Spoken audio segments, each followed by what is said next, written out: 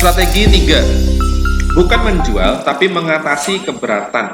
Keahlian menjual, titik beratnya bukan pada menjual, tetapi pada kemampuan mengatasi keberatan pembeli, handling objection. Pada tahap ini, banyak penjual mengalami penolakan dan kegagalan. Perusahaan bisa punya produk yang mirip dengan kompetitor, penawaran nilai tambah produk yang sama, memberi harga yang sama dengan kompetitor, tapi tidak mungkin punya tim penjualan yang sama. Tujuan utama penjualan adalah supaya pembeli say yes.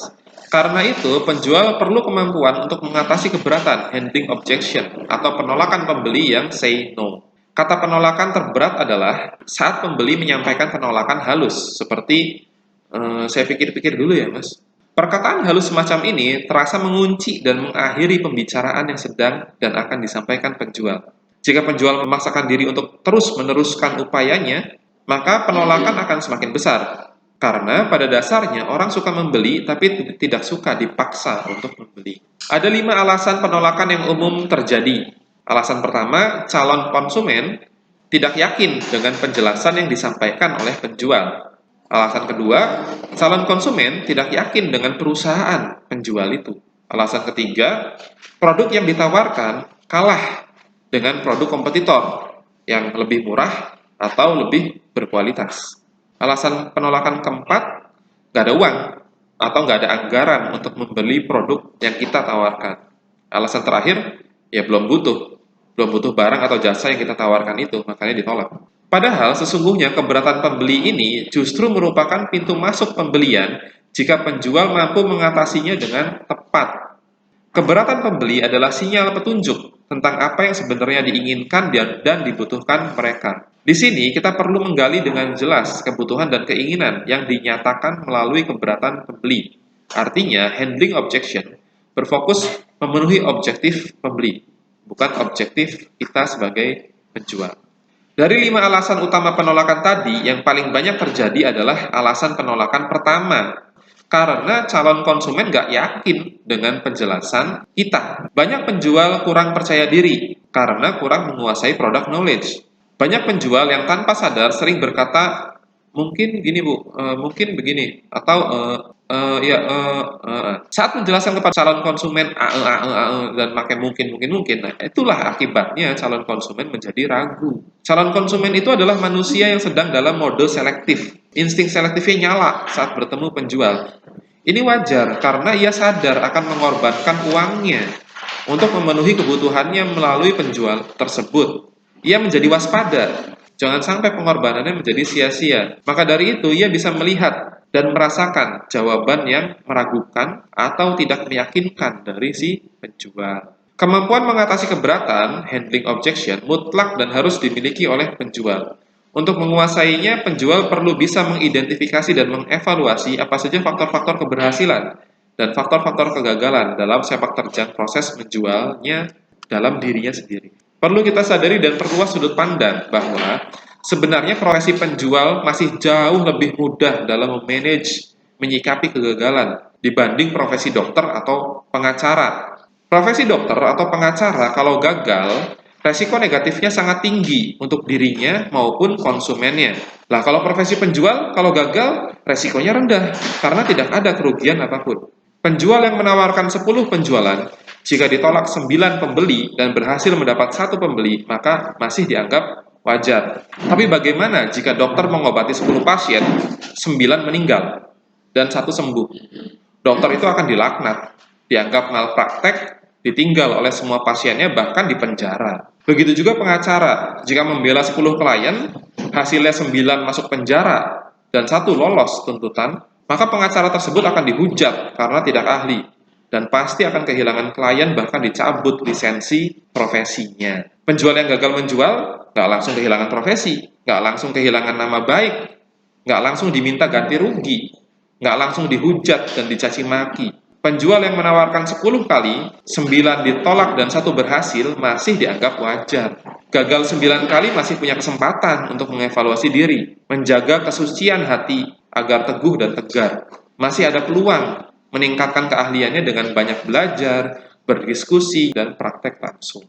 Penjual yang capable sangat ditentukan oleh wawasannya, pengalamannya, banyaknya jam terbang, dan kemampuan belajar dari kegagalan maupun belajar dari keberhasilannya sendiri. Seorang penjual yang ahli akan mampu menaikkan rasio keberhasilannya dari 1:9 ke 9:1, yaitu 9 kali berhasil, 1 kali gagal. Penjual profesional tidak akan menyia-nyiakan data prospek yang ada akibat kebodohannya sendiri. Penjual profesional adalah aset penting perusahaan, karena kita bisa punya produk yang mirip kompetitor, kita bisa punya kualitas yang sama dengan kompetitor, nilai tambah yang sama, harga yang sama, tapi tidak mungkin punya tim penjualan yang sama. Penjual yang capable bisa terus meningkatkan persentase keberhasilan seiring berjalannya waktu. Semakin memperbesar orang say yes, semakin menghargai data prospek yang sudah susah payah dikumpulkan. Menggunakan pendekatan menjual tanpa menjual atau helping and then solution. Segala tindakannya diarahkan untuk membantu dan memberi solusi sejak awal, mulai dari perkenalan, presentasi, hingga negosiasi. Setiap upaya komunikasinya semakin memperbesar ketertarikan, kepercayaan, kemelekatan, dan keyakinan pembeli hingga 90% sampai akhirnya closing dan hanya tinggal memerlukan effort 10% untuk say yes. Beda dengan pendekatan penjualan tradisional, selling transaction, yang menjual dengan menceritakan produk di awal komunikasi, lanjut bicara kualitas produk, presentasi produk, hingga total usahanya hanya mendapat ketertarikan pembeli di angka 60% saja. Masih ada 40% effort berat yang perlu dilakukan penjual untuk membangun kepercayaan dan keyakinan pembeli supaya bisa closing say yes. Selanjutnya, alasan penolakan kedua terbesar dari 5 alasan penolakan yang sudah kita bahas adalah karena calon konsumen nggak yakin terhadap perusahaan. Ia nggak yakin terhadap reputasi perusahaan. Biasanya ada 3 penyebab yang membuatnya ragu. Pertama, responsif, kedua, expertise, ketiga, komitmen. Solusinya, ya kita sebagai penjual harus mampu menunjukkan secara eksplisit ketiga hal itu, agar keraguan calon konsumen terhadap perusahaan kita, terhadap penerbit Depublish, bisa hilang sepenuhnya. Satu, faktor responsif. Penjual kita bisa menjelaskan seperti apa support system yang dimiliki perusahaan. Contohnya selalu telepon duluan, membalas pesan tidak lebih dari 10 menit. Setelah terbit, dalam waktu pekerjaan 5 minggu, buku akan dipasarkan oleh 200 orang reseller aktif untuk pasar sekunder dan 3 mitra penjualan e-book untuk pasar tersier. Royalti dapat dipantau per 3 bulan sekali via website resmi. 2. Faktor expertise. Penjual bisa menjelaskan tentang tim ahli yang dimiliki perusahaan dalam proses penerbitan dan percetakan naskah bukunya. Contohnya, naskah Bapak nanti akan diproses oleh 5 orang tim praproduksi kami loh Pak. Semuanya profesional bersertifikat. 3. Faktor komitmen. Penjual bisa menjelaskan komitmennya melalui penyampaian visi, misi, tujuan perusahaan ini berdiri. Bisa juga dengan testimonial atau rekomendasi dari konsumen lain yang telah menjadi pelanggan loyal kita. Namun hati-hati, jangan memberi penjelasan panjang lebar jika itu tidak menjawab keberatan calon konsumen atau menjawab masalahnya. Berilah penjelasan yang spesifik, terarah, berfokus untuk menjawab aneka keberatan dan keraguan mereka saja. Alasan penolakan ketiga dari 5 penolakan karena mereka tidak yakin terhadap kualitas produk. Nah, cara mengatasinya gimana? Ya dengan menunjukkan testimonial, dengan menunjukkan review produk, dan referensi rekomendasi dari para pembeli lain, para penulis lain yang sudah lebih dulu membeli produk atau jasa kita. Lebih meyakinkan lagi bila kita bisa menunjukkan portofolio profil orang-orang dan institusi-institusi besar bereputasi baik yang telah menjalin kerjasama dan membeli jasa atau produk kita. Tunjukkan pula dukungan garansi, layanan purna jual, tunjukkan fakta, foto, video, dan kenyataan lapangan. Ini akan melahirkan keyakinan mereka. Lebih canggih lagi bila kita mampu mengirim sampel produk.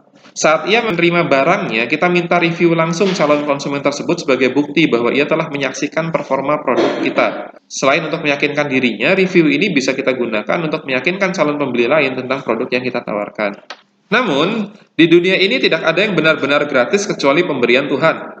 Artinya, setiap kali kita kirim sampel gratis, kita harus mencatat pula seberapa efektif cara ini untuk menggiring calon konsumen ke arah closing. Efektif atau tidaknya tentunya tergantung dari follow-up penjual itu sendiri dan feedback calon konsumen setelah melihat sampel fisik produk kita. Alasan penolakan keempat dari 5 penolakan karena harga. Tunjukkan bahwa perhitungan harga yang kita tawarkan berbanding lurus. Bahkan manfaat yang didapatkan sebenarnya jauh lebih besar nilainya dari harga yang harus dibayar. Intinya, keberatan terhadap harga adalah berbicara tentang nilai perhitungan yang terukur. Karena itu harus bisa dijelaskan.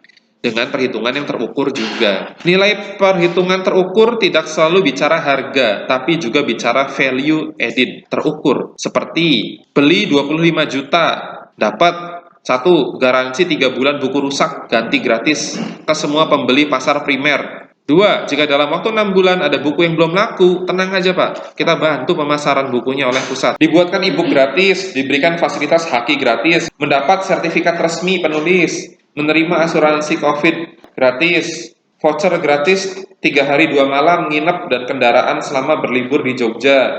Dibuatkan landing page khusus bukunya dan profil dirinya. Dilaporkan semua link online penjualan bukunya via landing page, marketplace, website perusahaan, sosmed. Dibuatkan video ulas buku dan profil penulis. 11. Difasilitasi menjadi narasumber acara webinar menulis atau bedah buku, serta value added tak terbantahkan lainnya. Apakah ini mungkin? Ya, mungkin. Perusahaan kita punya dan memang harus punya kemampuan untuk mewujudkan semua value added ini. Insight berikutnya adalah tentang tuntas menjawab.